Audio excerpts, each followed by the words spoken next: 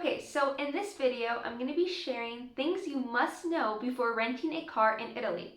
I just got back from a backpacking trip in northern Italy where I rented a car for 6 days, and I just realized that there are a lot of things you should probably consider before renting a car for your first time here in Italy.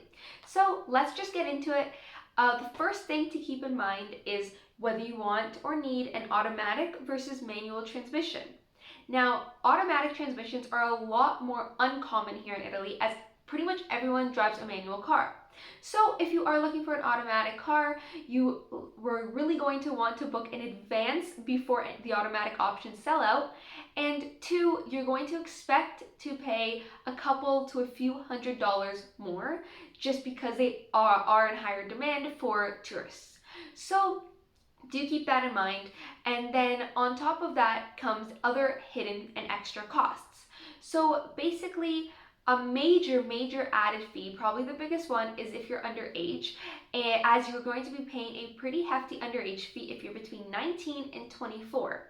So since I'm 20, I had to pay an extra 200 euros to rent a car for 6 days. So it is a pretty significant fee, so just do keep this in mind as it's pretty standard across all car rentals, and the ones that don't charge an underage fee may very likely not allow you to even rent the car if you are under the age of 24. So just keep these in mind and really do read the terms and conditions of your car rental.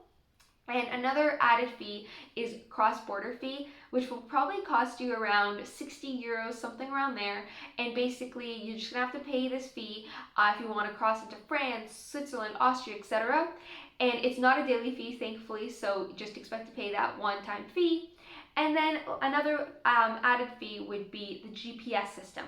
Oftentimes, I've realized that when I was looking to book, GPSs were not actually included in the rental fee, and the fee per day is around like 15 euros, which honestly really adds up. So in this case, I don't recommend doing that. I recommend just if you have a data plan to use GPS on your phone. So I mean, by this I just mean Google Maps, and I find that it's reliable and honestly does not use that much data. I did that for around, I don't know how many hours I drove. It was probably like 20 hours, and I used Google Maps the entire time and it went very smoothly. So definitely recommend that. And another thing to keep in mind when it comes to price is your pickup location. So it's going to cost you a few $100s more to pick up your car rental in a city center. So with this being said, I recommend taking a shuttle bus to an airport location, and this way you'll be able to exclude quite a few $100s in car costs. So basically, these car rental locations, the airport ones, are usually located just a few kilometers from the airport and are very easy to access, so don't worry about that. So just another good way to save money on your rental car. And then another option, just pretty much the last thing you should keep in mind, is that in Italy, obviously, Fiats are very prominent. So with this being said, there are also a lot of electric cars, Fiats being one of them. So when you're booking, it might not explicitly say that a car is electric. So even if it says that the terms and conditions of your car are to be filled full to full, this could refer to an electric battery. So I ran into this issue, and I basically had to upgrade my car there and then at the car rental agency for 95 euros to get it to be gas fueled. And obviously you want to avoid this issue. So I just really highly recommend actually calling the car rental agency in advance and actually just confirming with them, is it, electric or is it gas fueled? Because depending on your itinerary and where you're going, an electric car could actually cause very many issues for you, so you just want to avoid that. However, just so that you know, a gas-fueled car will cost you a little bit more. And yeah, so that is pretty much everything you need to know about renting a car in Italy. Do keep in mind, I always recommend taking a picture of the car before you leave the car rental agency. This way they just can't cause any problems for you when you return it, if there's like a previous scuff on it, or previous damage or anything like that. But yeah, so this is everything you need to know, all the costs you should consider, and just pretty much how the process is in Italy. So now that I've shared what you should probably consider before renting a car in Italy, I decided to just share my experience and things that you must know before driving in Italy, as I find that it is a lot more hectic than driving in North America, for instance. So one thing to keep in mind is that the streets, whether you're going to the mountain areas of the north or just a rural area in like Tuscany or Venice, the streets are very, very, very narrow and almost seem like they're one way when in reality they're actually a two-way street.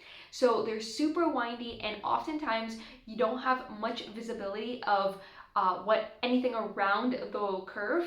So just drive safely and really stick to one side of the road. Another thing is that highway speeds here can reach 130 kilometers. So just expect to drive a lot faster here than you would in like Canada or the US, for instance. And Italian drivers are very impatient, so if you're not going to go this speed, stay away from the left lane because they will honk at you and they will tailgate you. So don't do that. And then another thing is that Italy loves their roundabouts.